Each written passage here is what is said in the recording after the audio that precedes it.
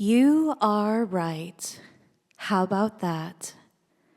Suppose everything you assume in this moment in time is right, that there is no need for convincing, no rhetoric to tell you what you already know.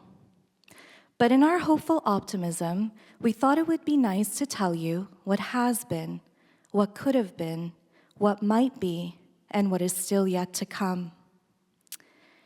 They say seeing is believing, and so we flooded each other with words, with images, with sound, with chants, with protests to say, do you see what we're seeing? And can you believe it? And if you see something, you better say something. Sky Daddy, Government Daddy, Tech Daddy is always watching you. The language tonight will be obscene, as most languages are. We're surprised at the odd and misshapen sounds that constantly fall, dart, and spit out of our wet mouths. The images tonight will be grainy and up to imagination and interpretation. And although we have never been to these places together, I'm sure that we will recognize something familiar. Suppose when someone ventures into an unknown, they know something before continuing. They know enough to know that they don't know shit. We know that we live in the center of the empire. We work, we pay taxes, we vote which politician dictator will take the reins. We go to the protests, we sign the petitions. We make sure that each and every day that we acknowledge that our mere existence is made possible through incredible acts of violence enacted by those who are in deep favor of our ultimate liberation. We make sure that each and every day to remind ourselves how fucking free we are to express how oppressed we are. We've been given platforms to post our daily disdain. The state even gives us funding to tell it to go fuck itself. Can you believe it? Of course you can. Remember that you don't need our convincing.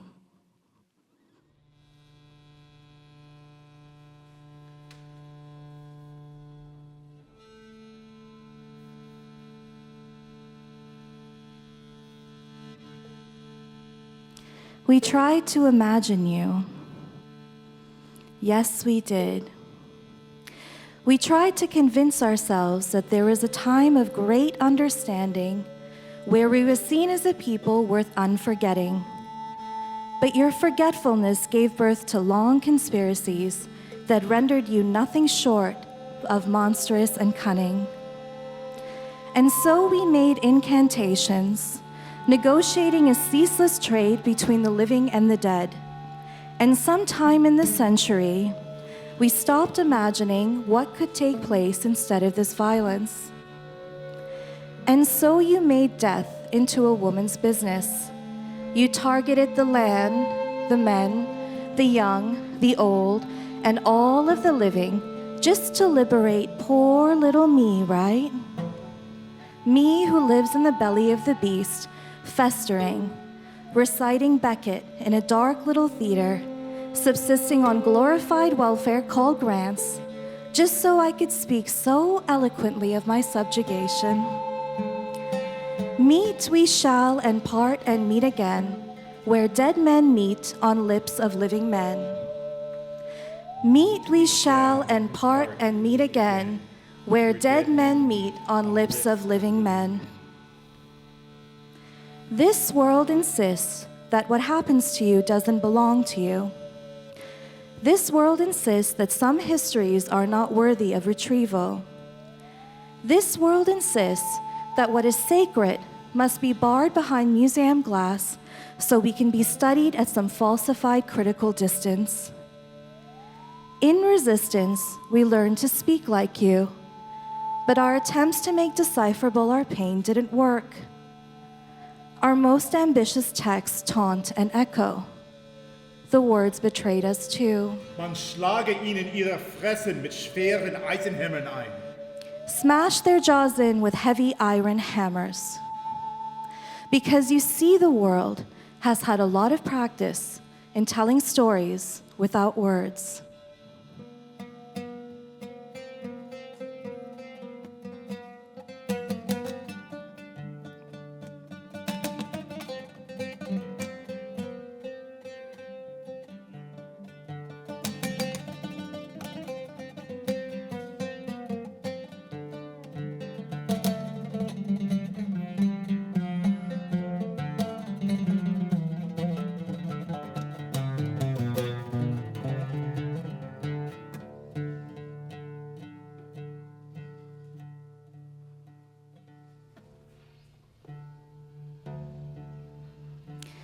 Once upon a time, there was a little girl who wanted nothing more than to leave her small village to visit a city far from home. Every day, she would look at the sky and see the eagles flying through the clouds. She would imagine her arms widening from scapula to scapulars, being effortlessly lifted by the great gusting winds.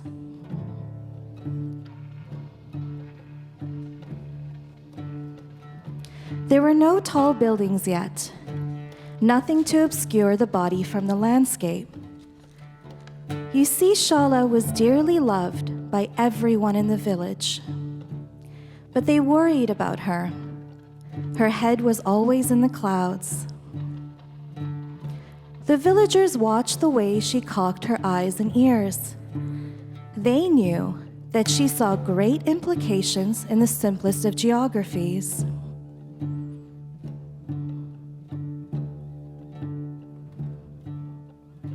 Was it all over now?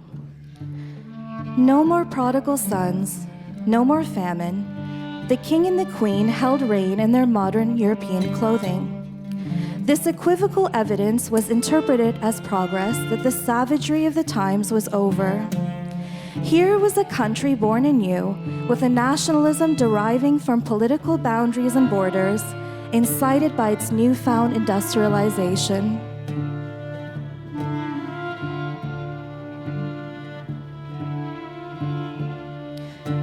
To beat the colonizers at their game, the most piercing tactic was to imitate them, then to surpass them.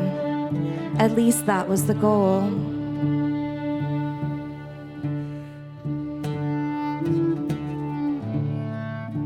But Shala was a little girl. All she could think of was of her own need to know.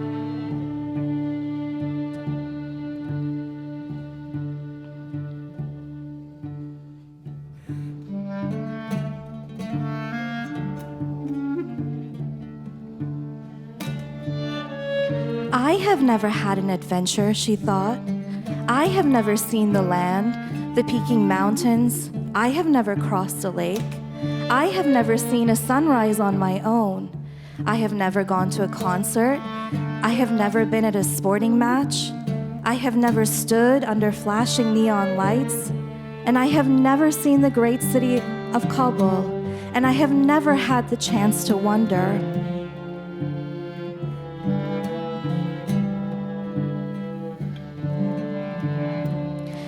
The eagles watched their flightless friend, who returned her gaze with envy.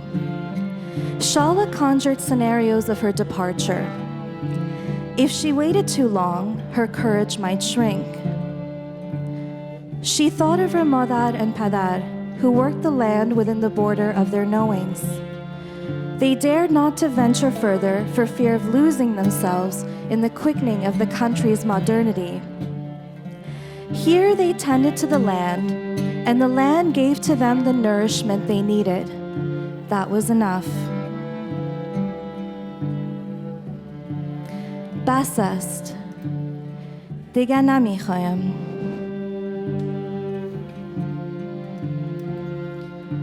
But Shala couldn't seem to stop the want. دیگر میخوایم. میخوایم دنیا رو ببینم.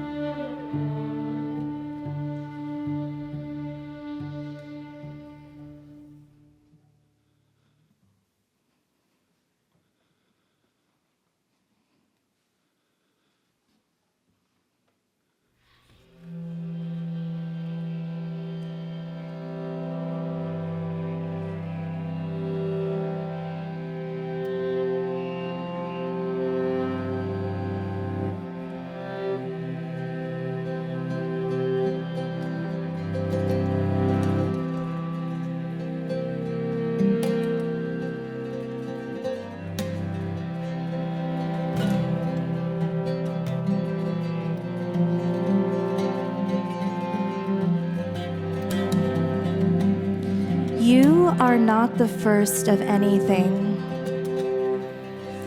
Your father says you look like your mother. Your face doesn't even belong to you. Your grandmother carried you inside her, imprinted in the abyss, a place where no flags could be mounted. Who came before you? Do you know their names? You are not the first of anything, but you're certainly not the last.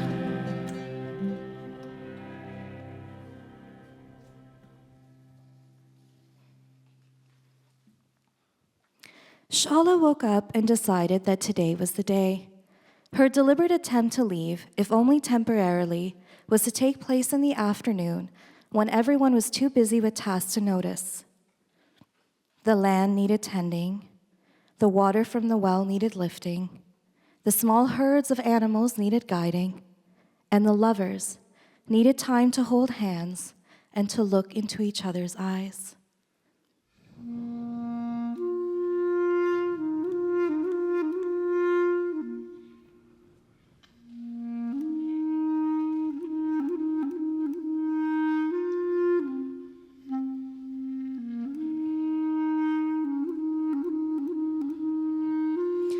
To lessen the worry, Shala leaves a letter set down by the feet of her pale-skinned doll. I'm going to go to Kabul to witness the day of Jashan. I'm going to see the city in all of its glory. Don't worry, I'll be back soon.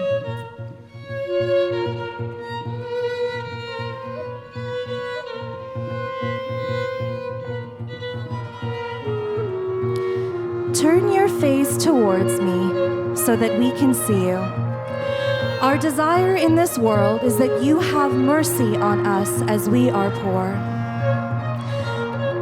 Our desire in this world is that you have mercy on me as we are poor. You have black eyes. We sacrifice ourselves for you. Tell me where your house is so that we can be your guest. We are left alone, relieved of any chaos. So much we took from this pain that we started to develop like a flower bud. The cage is open. Fly, oh bird of our heart. There are lots of flowers in this rose garden, but we are in love with our privacy, the things that remain hidden. And we are left alone, relieved of any chaos. So much we took from this pain that we started to develop like a flower bud. We love our loneliness. Go tell the musicians. Go tell the mountains. The cage is open. Fly, fly, fly, fly, fly, fly.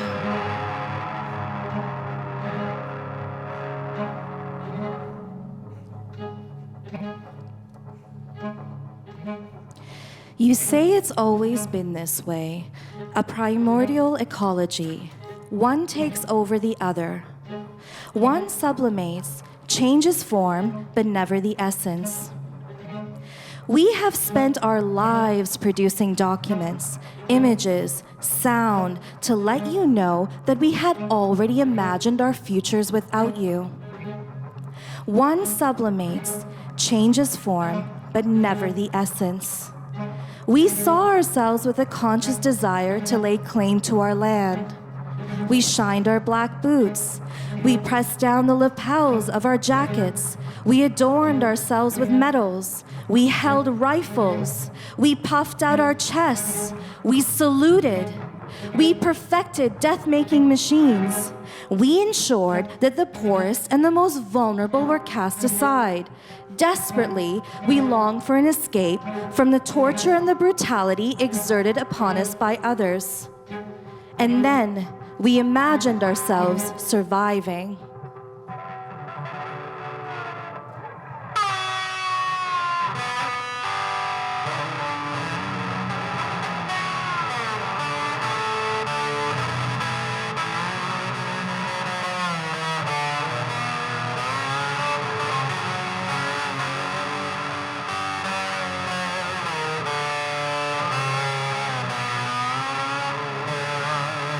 Good evening.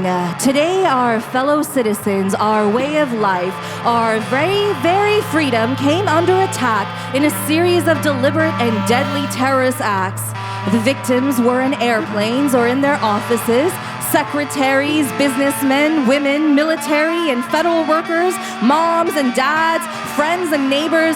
Thousands of lives were suddenly ended by evil, despicable acts of terror. The pictures of airplanes flying into buildings, fires burning, huge structures collapsing have filled us with disbelief, terrible sadness, and a quiet, unyielding anger. These acts of mass murder were intended to frighten our nation into chaos and retreat, but they have failed. Our country is strong. A great people have been moved to defend a great nation. Terrorist attacks can shake the foundation of our biggest buildings, but they cannot touch the foundation of America. These acts shatter steel, but they cannot dent the steel of American resolve. America was targeted for attack because we are the brightest beacon for freedom and opportunity in the world, and no one will keep that light from shining. Today, our nation saw evil, the very worst of human nature, and we responded with the best of America, with the daring of our rescue workers, with the caring for strangers and neighbors who came to give blood. Immediately following the first attack, I implemented our government's emergency response plans. Our military is powerful and it's prepared. Our first priority is to get help to those who have been injured and to take every precaution to protect our citizens at home and around the world. The foundation of our government continues without interruption, and agencies had to be evacuated today are reopening for essential personnel tonight.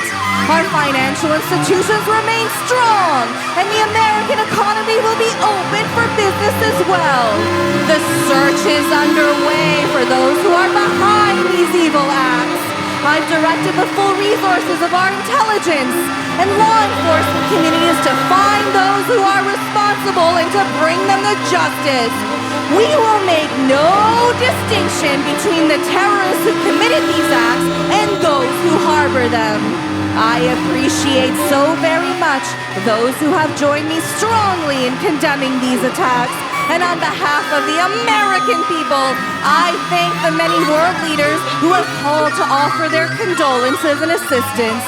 America and our friends and allies join with all those who want peace and security in the world, and we stand together to win the war against terrorism.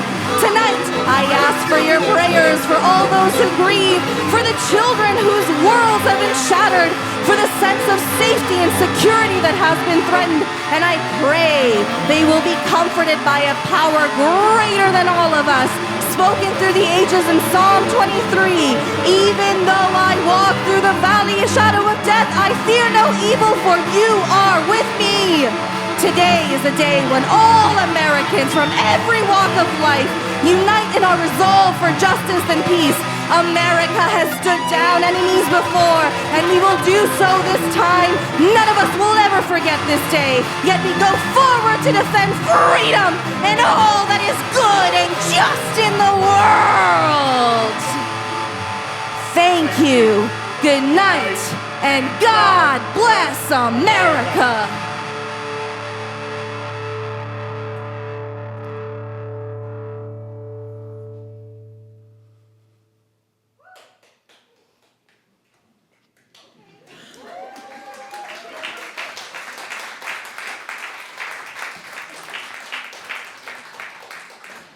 I want to reinvent a language, make a utopian dream while living in a dystopia.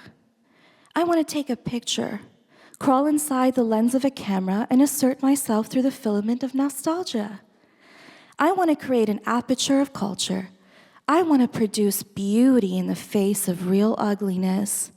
I want to be emphatic too. I want to maximize my multitudes. I want to sing.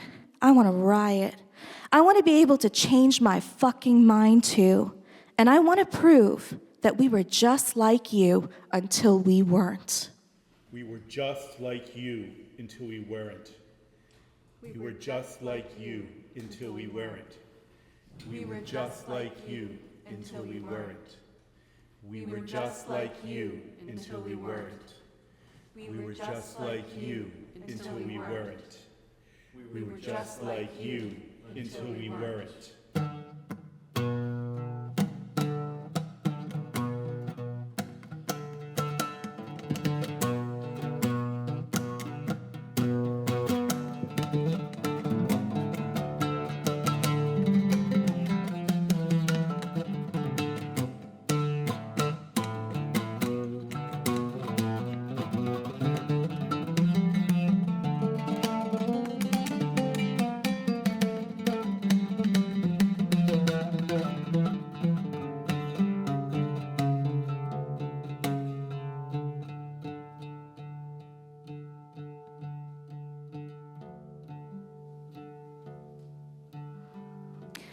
Shala finally arrived in the great city of Kabul.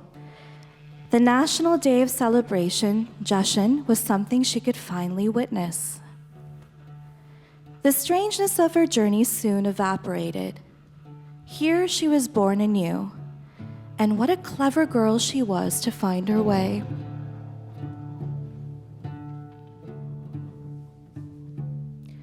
The joy surged through her body as the men marched with their artillery. One hand up to the forehead, they paid their allegiance to the country, to the king, to the nation they were ready to die for. What a thrill. What a deep, deep thrill for her to see the pomp and circumstance of her people. But soon the sonic obstruction of the jets and tanks made her desire something small, some quietness away from the rowdy crowds. She wandered away and into the gallery, then to the city streets where the farmers and laborers gathered. The salesman spoke of the merits of having such metal and silver contraptions to tend to the land: a harvester, a tiller, a plow, a leveler, and the tracker. She thought of her parents. Could they manage to learn this new way of harrowing the land into something more fruitful? And how would they get their hands on such things? They lived such simple lives with simple needs. They tilled the land with their donkeys. They planted seeds with the softness of their human hands.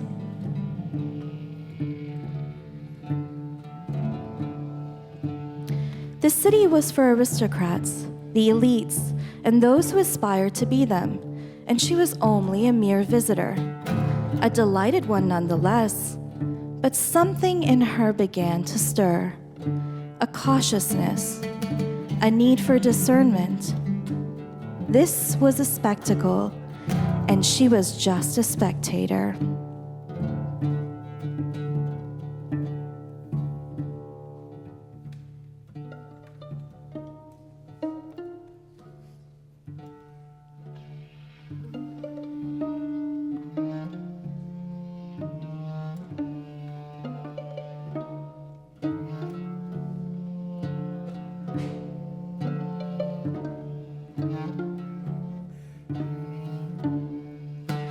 The sum of all the parts you've taken, the blur of failed captures that defines my parents' landscape, the imposition that I must represent all and not just myself, and that sinister determination to claim me as your own. I can't be fucking contained by the likes of you, you who live in constant fear of your own shadows. I can't be a token on a keychain for gatekeeping creeps to show off how diverse their little collection is. Don't look at me for answers. But if it isn't too late, let me not waste one day from my history. Let me not forget that carnality is the great general condition of human life, but to trace what my ancestors went through does not mean my pain is bigger than yours.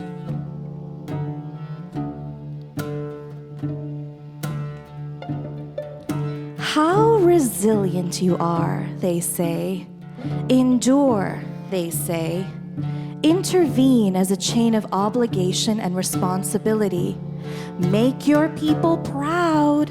Never question the all too neat capture of culture by capital, and turn away from the accumulation of abandonment that festers inside of you.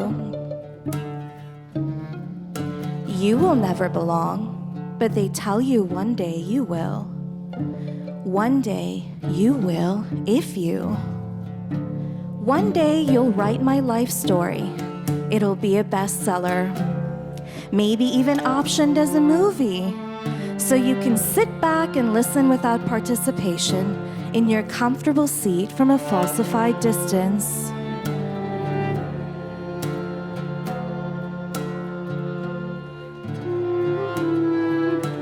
My only crime was that I didn't want to perform my identity, so they labeled me as difficult and crazy. They told me I sabotaged my success.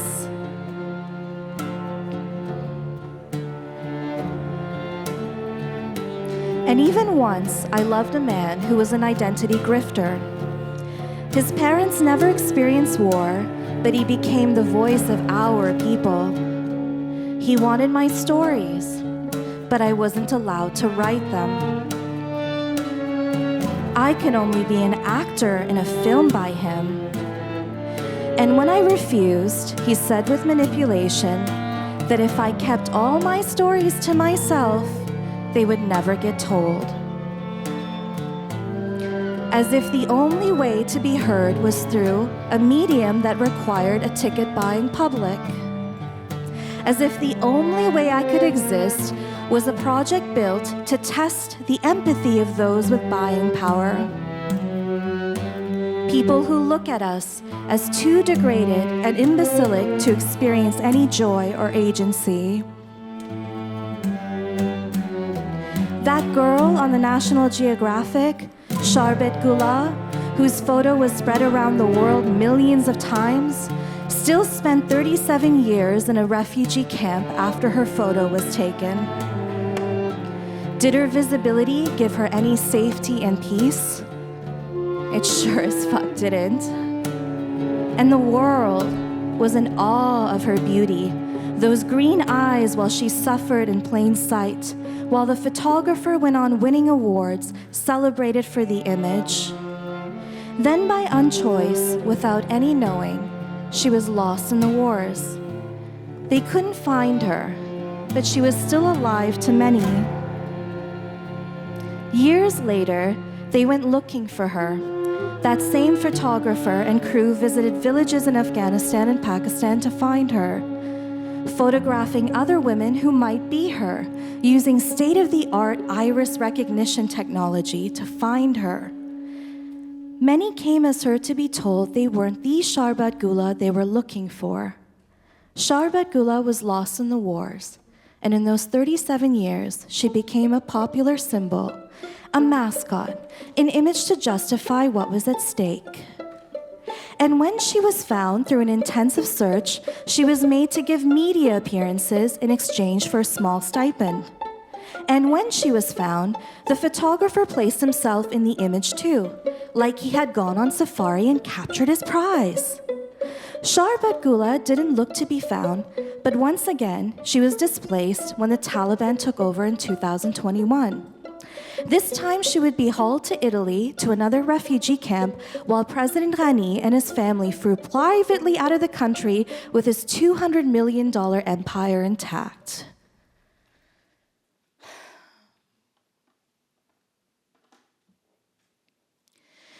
You see, this is where my misery stems from.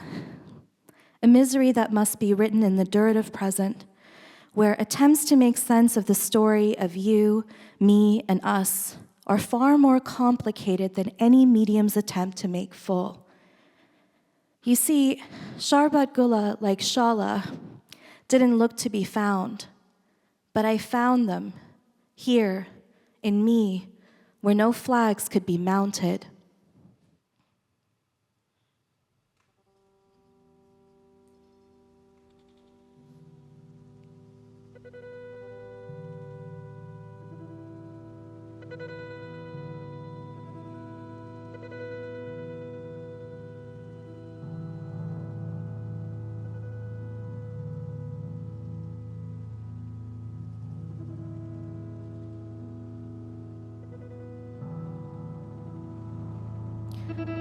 Shala watched the fireworks take off late into the night sky.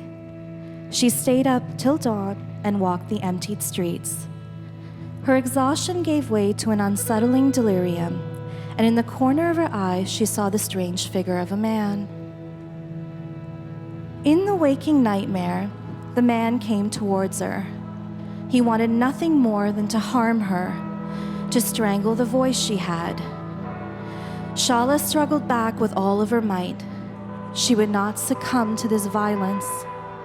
She would not allow herself to be terrified of this dark thing.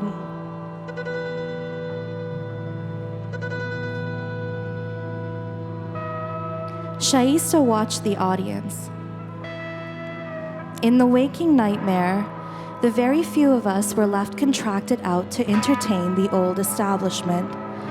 We told stories of our histories, danced for them, even made them laugh. They liked the parts with the slaughter. There was nice lighting too. And when it ended, they stood, applauded, and cheered. Look at how beautiful we've made our suffering to our oppressors. Aren't we so blessed, we say? We thank the sponsors, the funders, and donors for giving us the privilege to speak in their language as we swallow back the tears. We made it. We made it. Aren't we so glad to be here, we say. Shala awoke from the nightmare and ran back home as quickly as possible, leaving the lights in the city behind. She missed her parents. She missed her home. Diga namichoem, basast. I don't want any more. It's enough. Shaista awoke from the nightmare, but she didn't have anywhere to run. Suppose there was no place else to go except inwards, where there were no flags to be mounted, where the terror of ambition, being seen and valued by her oppressors, was no longer present. Diga namichoem, basast. I don't want this anymore. It's enough.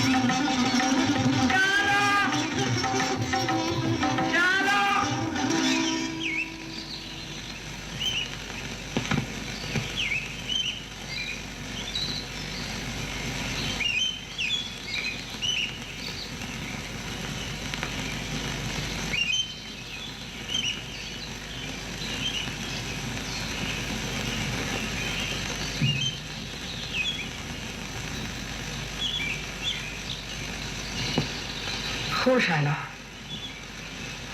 حال تو یک دختر کلام شدی حال تو میفهمی که هر چیز چی معنا داره سزای این کار تا پسندتر میگیری.